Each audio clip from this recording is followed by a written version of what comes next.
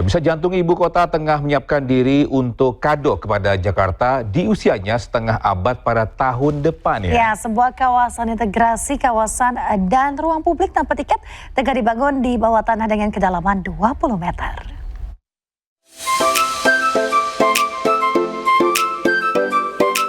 Saat ini ribuan warga Jakarta berlalu lalang menggunakan transportasi umum.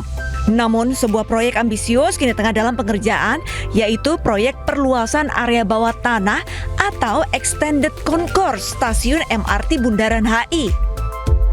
Proyek ini dikerjakan oleh PT Integrasi Transit Jakarta, yaitu anak usaha dari PT MRT Jakarta.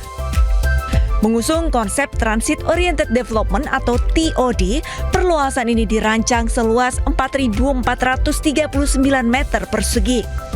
Pembangunan ini dikejar demi mampu menambah penumpang sebanyak 6.000 orang dengan target total harian sebanyak 17.000 penumpang setiap harinya. Extended Concourse memang didesain supaya dia yang pertama bisa memenuhi safety factors ya jika terjadi something emergency, yang kedua meningkatkan layanan publik supaya tidak terjadi bottlenecking ya, dan yang ketiga area itu bisa menjadi multifunction untuk mendukung mobilitas orang. Dalam kesempatan MRTJ Fellowship, rekan-rekan media berkesempatan melihat perkembangan pembangunannya yang kini sudah mencapai 21%.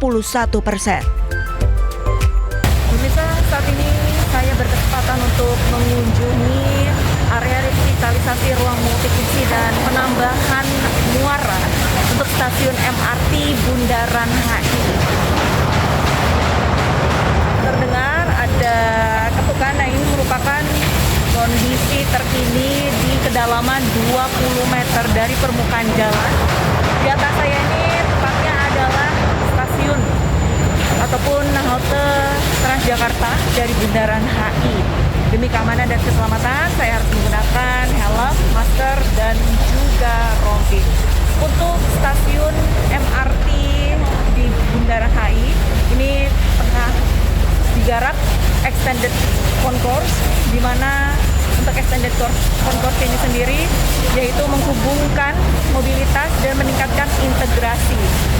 Di belakang saya terlihat sejumlah pekerja tengah melakukan aktivitas untuk pembangunan dari Extended Concourse ini, pemirsa. Dan hingga saat ini ditargetkan akhir Agustus 21 hingga 26% proyek pengerjaan sudah harus tercapai, yang nantinya untuk seluruh proses pengerjaan ditargetkan akan selesai pada bulan Juni 2027. Ruang interaktif baru ini diyakini mampu mendongkrak mobilitas warga perkotaan. Sebenarnya secara konsep ya, memang secara konsep ini akan dibuat tadi yang destination oriented tadi gitu. Kalau mungkin tenan di stasiun atau kan lebih ke grab and go, pokoknya lebih ke tenancy mix. Jadi memang destination oriented yang memang kami juga akan kembangkan dia pada saat orang kesini tidak sama, karena kan areanya juga lebih luas, digitalnya juga akan lebih besar gitu ya. Jadi mungkin nanti ada area tempat duduk, restoran dan lain-lain.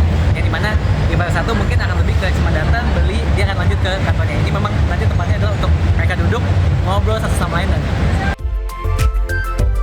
Proyek ini menelan anggaran 200 miliar rupiah murni dari biaya investasi, bukan dari APBD Jakarta.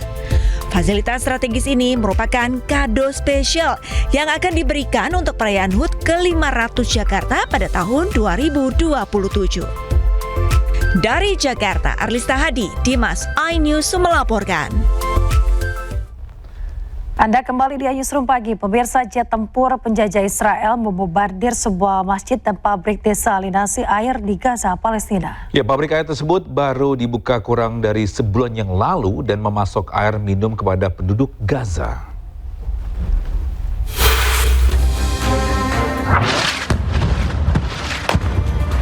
Sebuah ledakan besar mengguncang lingkungan Sheikh Radwan di kota Gaza, Palestina, Senin siang. Serangan udara Israel menghantam pabrik desalinasi air yang baru dibuka dan sebuah masjid. Tim pertahanan sipil berjuang memadamkan api di dalam kawah yang besar yang terbentuk akibat ledakan. Akibat serangan brutal teroris Israel, fasilitas yang dibangun melalui sumbangan ini hancur lebur. دمار شيء هائل، شيء ما تتوقعوش العقل. هذا صاروخ تقريبا طن زي ما بيقولوها يعني. ادى الطابقين نزلهم في الارض تحت الطابق. الفحر حوالي 10 متر في الارض. حطت مياه للتحليه، محطه مدنيه بحته يعني. لا يوجد فيها اي شيء عسكري او شرطي او مدني او يمد صله لحماس.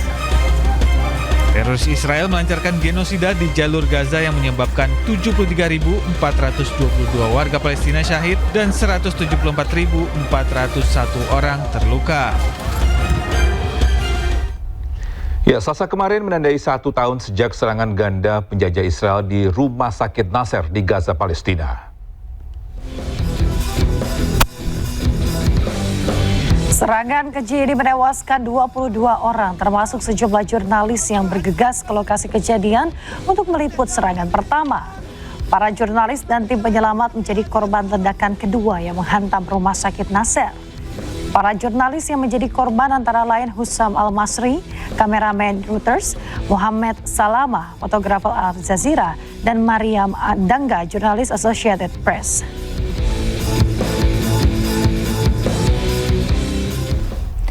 Pemirsa, warga Gaza kembali memakamkan puluhan jenazah yang ditemukan di bawah runtuhan rumah-rumah. Warga Gaza menguburkan 50 jenazah setelah ditemukan dari bawah runtuhan rumah-rumah yang hancur. Lebih dari 20 jenazah yang ditemukan ini diantaranya adalah anak-anak. Jenazah dimasukkan ke dalam kantong mayat dan dibungkus bendera Palestina. Sementara para pelayat dan personel pertahanan sipil berkumpul di sekelilingnya. Beberapa orang memegang spanduk bergambar para korban sebelum sholat jenazah dilakukan dan jenazah dibawa ke pemakaman untuk dimakamkan.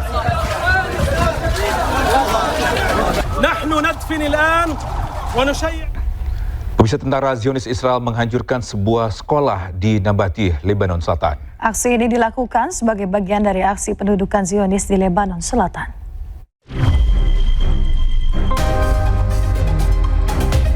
Kantor Berita Nasional Lebanon melaporkan pasukan Israel terus melakukan operasi pertahanan tanah di kota Hula, Nabatih, Lebanon Selatan, di mana buldoser militer meratakan dan menghancurkan kompleks sekolah. Laporan media lokal juga menyebutkan bahwa pasukan Israel membawa sebuah truk yang bermuatan bahan peledak dan mulai memasang alat peledak di sejumlah rumah di daerah tersebut untuk diledakkan.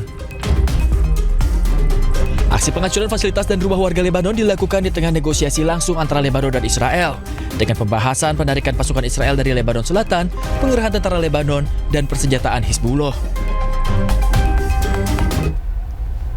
Pemirsa, Kepala Staf Angkatan Darat Pakistan, Marsikal Lapangan Syed Asim Munir bertemu dengan pejabat tinggi Iran di Teheran pada Senin kemarin. Ya, pertemuan ini adalah upaya lanjutan untuk memulai lagi diplomasi yang terhenti antara Amerika Serikat dengan Iran. Delegasi Pakistan diwakili oleh Kepala Staf Angkatan Darat Pakistan, Asim Munir, dan Menteri Dalam Negeri Pakistan, Mohsin Naqvi. Keduanya disambut di Teheran dengan beberapa pejabat tinggi Iran, yakni Ketua Parlemen Iran Muhammad Bagher Ghalibaf dan Menteri Luar Negeri Iran Abbas Araghchi. Kunjungan Pakistan ke Teheran ini sekaligus menandai babak baru terbukanya kembali hubungan diplomatik antara Washington dan Teheran untuk perdamaian.